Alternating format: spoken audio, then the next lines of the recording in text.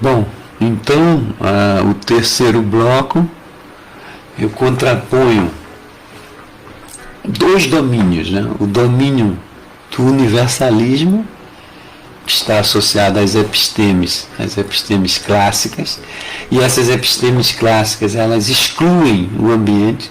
O ambiente é uma externalidade. Quem tem uma vasta documentação disso, só aqui na América Latina é o Henrique Leffer, mas não só ele, vários, tem outros. O pessoal da decolonialidade, da anticolonialidade, da contracolonialidade, da anticolonialidade, todos esses têm uma visão forte a respeito disso. Depois tem, esse é um domínio, né? O domínio do universalismo, aquela ideia, aquela miragem universalista que marca a episteme clássica, né? E vem desse grupo, desse primeiro bloco. E o segundo são os pluriversalistas, que são as pessoas que não foram aceitas dentro desse universalismo. São os grupos, daí que vem a ideia do Boaventura de epistemicídio, é daí. Porque esse bloco universalista, que é demarcacionista, gente, ele define, olha, o que é e o que não é ciência. Você vai encontrar isso de maneira muito mais forte em Kant, por exemplo, é um grande nome, né? Com a ideia do sujeito cognoscente, né? do conhecido, que é sempre separado. Então, esse outro bloco, ele coloca, eu coloco os universalistas e os pluriversalistas.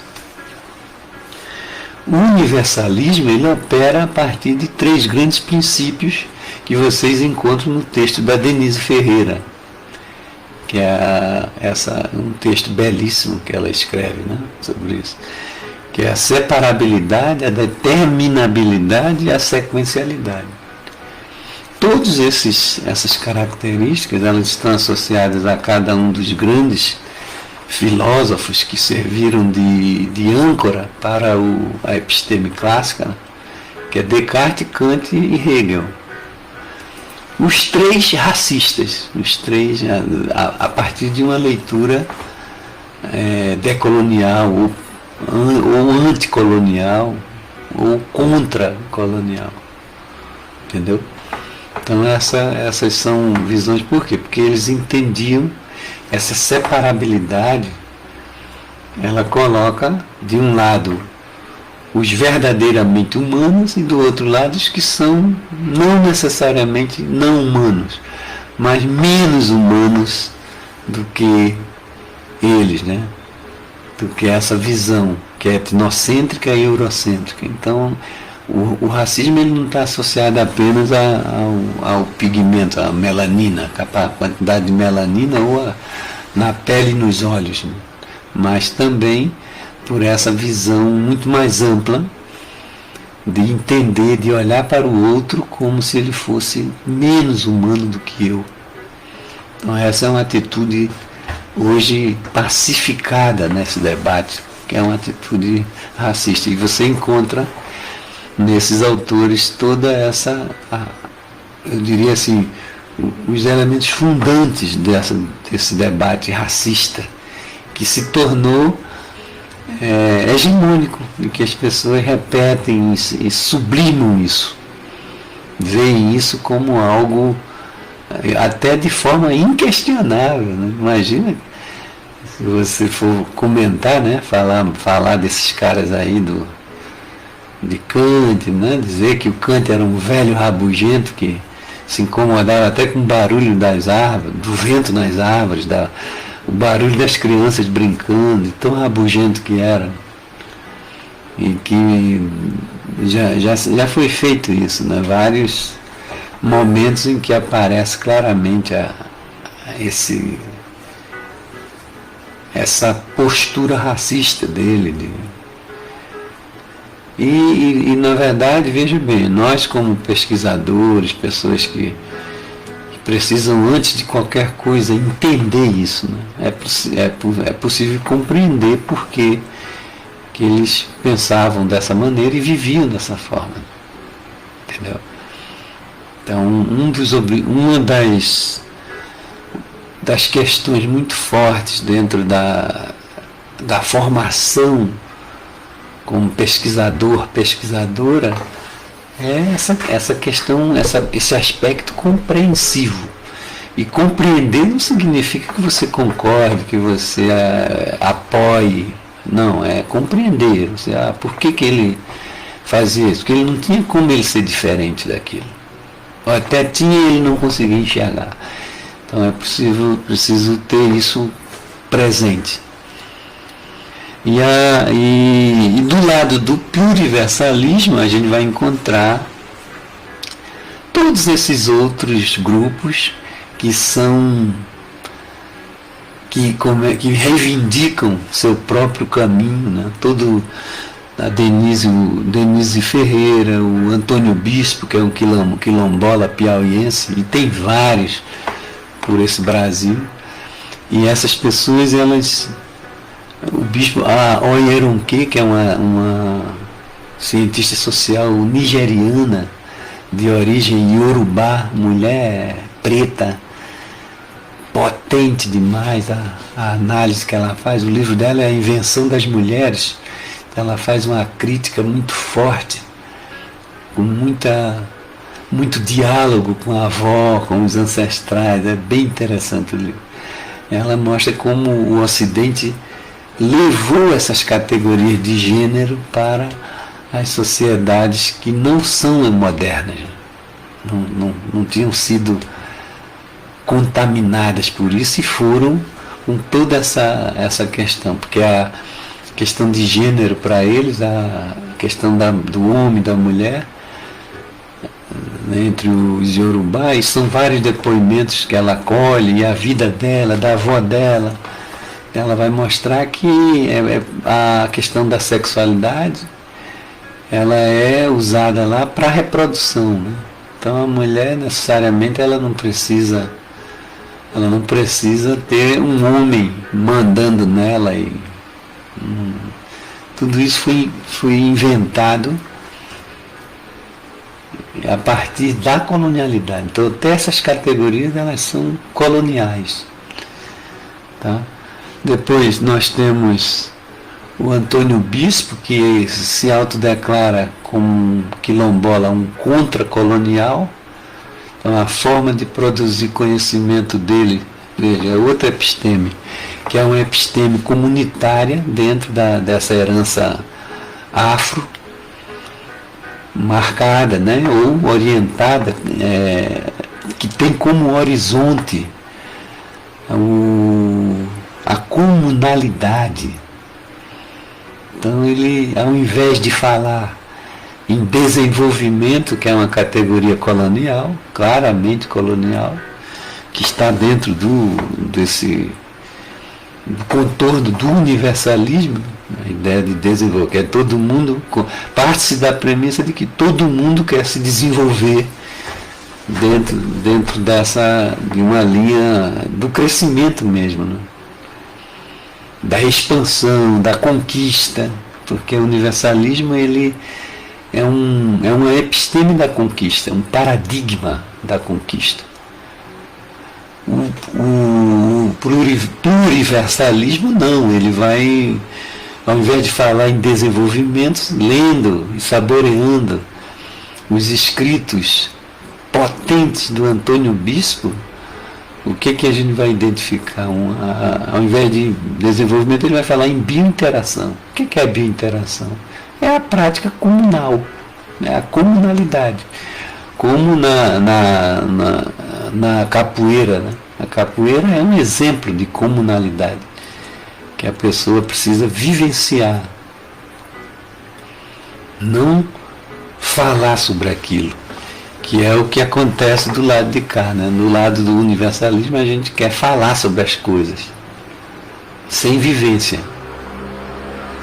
Então a gente vai, é assim, é bem assim, né? Então a vivência do cara é em livros. Então, o cara leu e depois ele fala sobre aquilo. Fala de outros autores, tá? Mas ele não tem vivência. Entendeu? Então ele está dentro de uma episteme universalista. É diferente do pluriversalismo, que privilegia a convivencialidade. Né? Tem um livro do Illich, que é exatamente esse nome, convivencialidade, ou do Schumacher, The Small is Beautiful, o pequeno é bonito, né? O pequeno é belo. Tudo acentuando essa ideia da comunalidade. Isso é muito afro, isso é muito dos povos, dos grupos que conseguiram sobreviver à violência epistemicida do sistema mundo conduzido pelos interesses eurocêntricos, entendeu? Então, a sobrevivência, ela na verdade foi reforçando essas formas de comunalidade, e essas são o que a gente caracteriza como as epistemes, né? As epistemes vivas, porque elas não querem conquistar, é por isso, elas são vivas porque elas não querem matar o outro para produzir conhecimento. Pelo contrário, ela quer conviver com o outro, porque aquela convivência é o que garante a validade do conhecimento secular e milenar que eles têm. Então é outra maneira. Então, eu citei o bispo, tem vários, tá, gente? Mas eu vou me ficar só com esses. Tem o Oyerunke, que é a nigeriana, que eu já comentei. O Mbembe, que é um autor que está dentro do pós-colonialismo, que trabalha, que é um camaronês, um filósofo camaronês. Um livro belíssimo dele é A Política de Inimizade, ou A Crítica da Razão Negra, em que ele praticamente coloca uma leitura do mundo não desde a Europa, mas desde a África. É uma leitura afrocêntrica. Isso inspira bastante o que a gente chama das epistemes também, as epistemes vivas ou epistemes suleadas, que tem como horizonte o sul, não o sul geográfico, mas é um sul ontológico, um sul epistêmico, um sul muito mais profundo, pluriversal, do que o geográfico em si. Mas também é geográfico, porque ele é situado. É na América Latina, América do Sul, na África, que estão os passivos de todo um processo hegemônico de domínio, de conquista. Então tem alguns autores, como a Linda Smith, que não aceita essa ideia de pós-colonialidade. Não existe pós-colonialidade. Assim como não existe pós-pandemia. Ela vai ficar. Ela estará sempre presente. O que se aprende é a conviver com ela, a coexistir com essa praga que introjeta, que penetra os corpos e os espíritos dos colonizados. Então, a vitória da colonialidade, ela se dá quando os próprios colonizados eles começam a falar em prol do colonizador. Né? É um pouco isso. Então, em Mbembe, a política de inimizade, gente, ele mostrando como que as sociedades ricas, elas criaram, dentro desse demarcacionismo, elas criaram mecanismos de demarcação. E essa demarcação significa que dentro estão os semelhantes, os bacanas, os pares, os parças, e do outro lado, fora do muro, estão os indesejáveis, os inservíveis, aqueles que têm que ficar longe. Se eles invadem aqui, a gente precisa prendê-los, deportá-los, explorá-los se não tiver jeito, tirar o sangue deles e, em penúltima análise, matá-los, eliminá-los como se fossem baratas mesmo. Essa é a ideia, é o elemento central da política de inimizade, que sustenta todas as formas de violência do Estado, inclusive a violência institucionalizada. Por exemplo, a grilagem legalizada. Recentemente eu fiz uma pesquisa com uma menina da graduação que ela levantou todas as ações de governo do período anterior, né?